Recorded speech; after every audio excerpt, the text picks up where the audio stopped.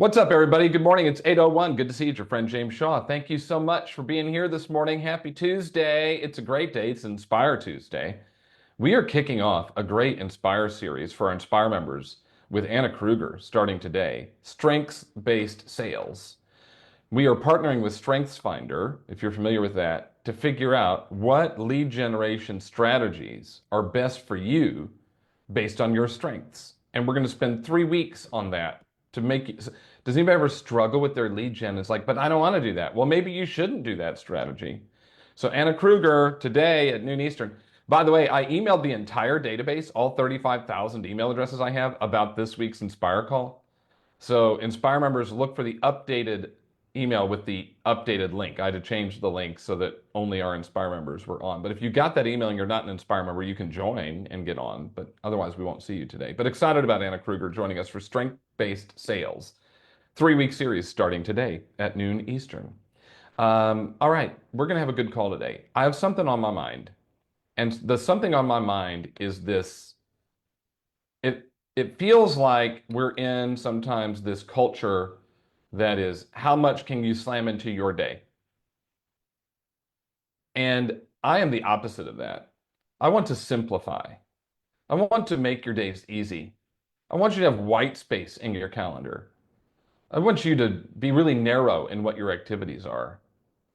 I want you to be simple. And so we're going to unpack some stuff around that today that I hope is helpful for you. But before we do that, a couple of tell me something goods, because I like those. Melody, good morning to you. Good morning. I'm here from not so sunny Rochester, New York. Um, so my something good is we were talking about buyers earlier on the pre-show, and I had a buyer she has a very difficult personality. Um, but my key was that I just stayed patient and listened and, reiterated back to her what they needed. And after multiple um, offers that weren't accepted, because we're getting offers $100,000, $200,000 over asking here still. So you never know how much over you have to go. So after a lot of patience, she finally got her family finally got under contract. And then halfway through, she lost her job. Mm. She got laid off. And so I'm like, if this is meant to be, it will be. Let's be patient. Let's figure this out. And so she goes, well, I'm already interviewing for other jobs. And we talked to the lender, and the lender said, if you get another job, we'll honor it. We just need to see the job offer and the salary range, blah, blah, blah. So while I was at Elevate, standing in line at Disney, actually Elevate was over. I'm standing in line at Disney, and I got a text from her that she got a job offer with the letter, and she already sent it to the lender, and we're closing tomorrow on her house. So it was by very close that we got this done, and it was very exciting, and just it was very, I don't know, made my day. It made hers too, I'm sure. It did. Congratulations on that, Melody. Way to go. Janine Garcia, good morning. Good morning, everybody. Here with Miguel, of course. He's in the refrigerator. So I wanted to say that first of all, that I'm so grateful for this community, grateful for all the opportunities and all the learning. And I want to make a special gratitude to Caroline Ricketts. I hope I'm pronouncing it correctly. We helped her family come into the DC metro area. They are coming from Germany. We did everything virtually. We did all the showings and everything. They are a lovely, lovely couple. But the best thing is no matter where they are in life professionally, how successful they are, they listened. They listened because we coached them. And I told them, you're really good in what you do. I'm really good in what I do. So listen to what I have to say, and this is how we're going to do it. And they were so coachable. And that's one of the questions that I always ask. And I think we learned That that. was from this And call. I think that was Ann Callahan yes, who taught us are that. you coachable? Yeah. And that's so important. And I go back and back and back. And why is it that we are presenting the offer this way? I asked ChatGPT, and what we want to say, and we send it to them. This is how we're presenting the offer. We need your signature here to say, yes, I want it that way. And we win and we won. Okay. Well done. So Congratulations. And thank Miguel's out of the fridge, so we've got that update as well. yes, he's doing a fresh juice for me. Oh, that's so lovely. First, you make fun of him for being on the fridge. Now we find out he's making you a smoothie. That is so great. Have fun. And- We appreciate you. One more. We got time for one more. And We're going to go to Alicia 100%. Marshall. Good I morning, found the Alicia Marshall. person 100%, not That's good. 80. Alicia Marshall, good morning. Good morning from the Space Coast. I wanted to say thank you because Robin gave me a referral and we listed their house. It's on the market and it's just so awesome.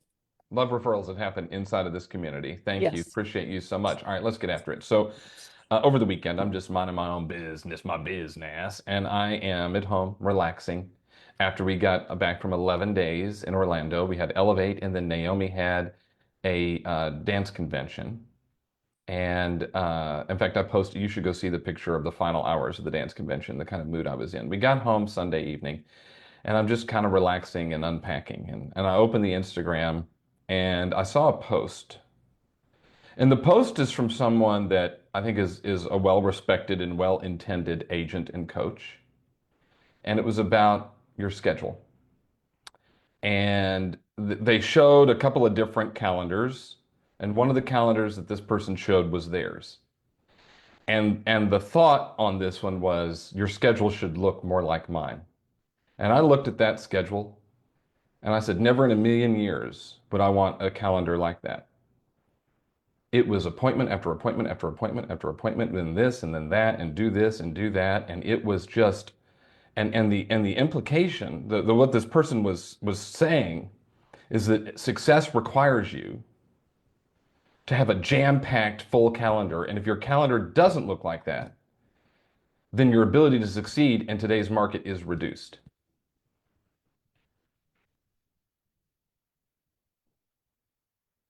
It's not true. It's just flat out wrong. And so I want to address it this morning because, we follow different people and we do different things. And I just don't think you need to be overworked to succeed in this business. I went into a book called All It Takes Is a Goal by our friend Jon Acuff, who was our surprise keynote speaker at Elevate this week. He and I are going to co-teach Advance this fall. And in it, he talks about this. He says, when you confront the reality that we have too much to do and not enough time, we march off in search for a magical solution, like a system we just haven't tried yet, or a book we haven't read yet, or an app we haven't downloaded yet, except there is no magic solution. There's not a solution to your time crunch, but there is something even better. There's a truth that will set you free. And it's this: the reason you're busy is that your imagination is bigger than your calendar. That's what John says. You just got more ideas and things you want to do than what your calendar will allow you to do. And so I don't want you to be overworked. I don't want you to live the calendar that was posted over the weekend. I want you to live a calendar that works for you. And that's why I want you to simplify.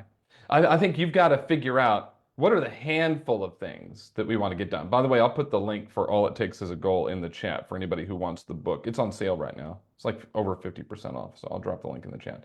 But I think we've got to simplify.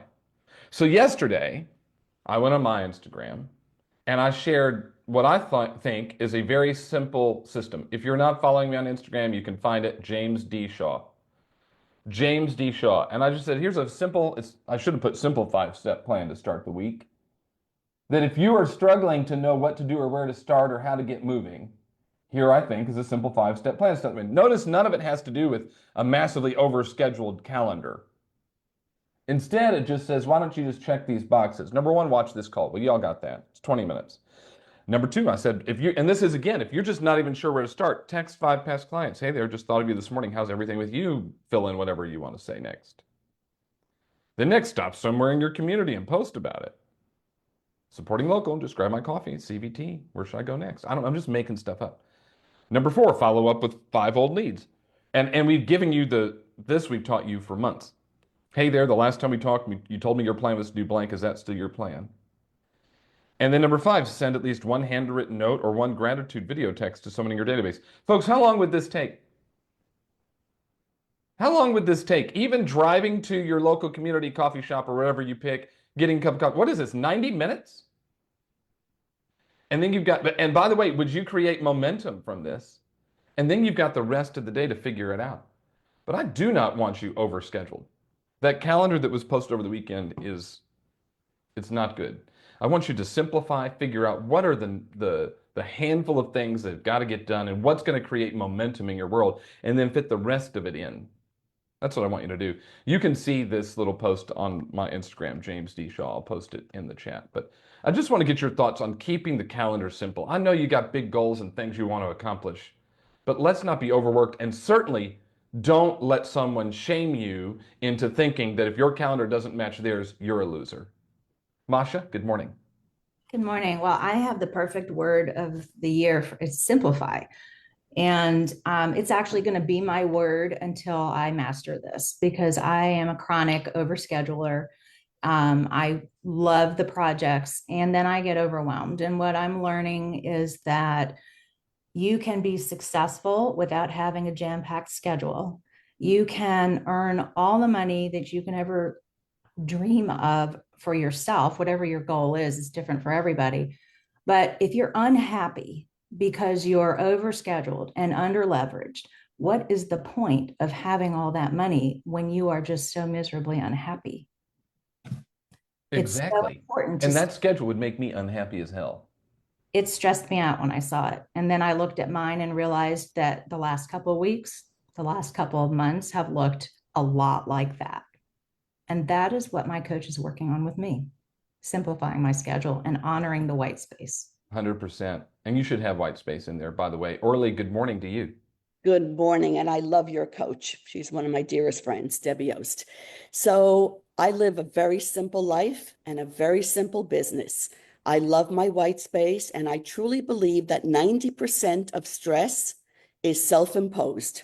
So when my plate gets full, I just look at my plate when I've committed to more things than I wanted to, and I simply delete what's really not important for me to do because I need my white space, because my white space gives me white space in my mind.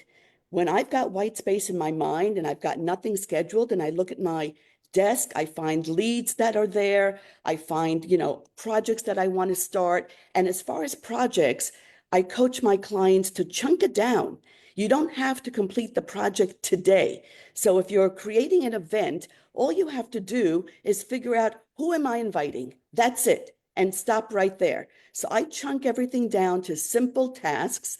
I love my white space. I leave the office at 4 or 5 o'clock. I don't work on Friday afternoons or weekends.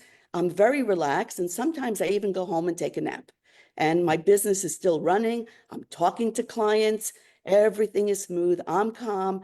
They're calm. And I have room for appointments in the afternoon. Don't overcomplicate it. And by the way, we can do that when we do the things we're supposed to do more often than we don't, when we're on purpose with purpose. If you're lead generating regularly and lead following up regularly and you have a system for that, then you don't get super far behind where all of a sudden you need to go extreme. Like in the one thing it talks about that, we want to avoid living life at the extremes. The calendar I saw was an extreme calendar. So we want to avoid living life at the extremes. There are times that we're going to have to go extreme based on our situation. If you're way behind goal and you've got to get stuff in the pipeline or you're going to lose your house because you can't pay your mortgage, then your calendar is going to look really rough for a while, but it's not forever. But if you are consistent and process focused and on purpose with purpose, then you'll have to get extreme less.